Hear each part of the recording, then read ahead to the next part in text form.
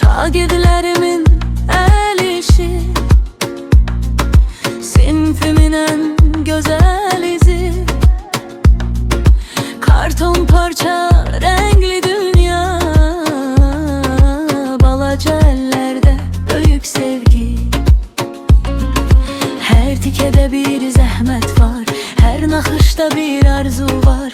Düzelttiniz yüreği yüreği, bugün sinifim nur saçı. El emeği göz nurum, sevinç dolu her durum.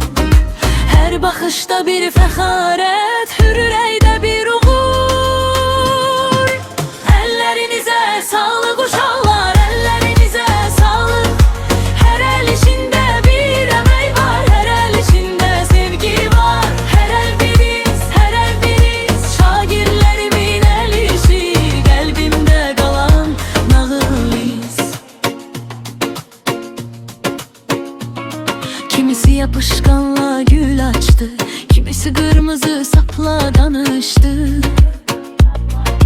Bir kağızdan bahar yarattınız, bir sade şeye ruh kattınız.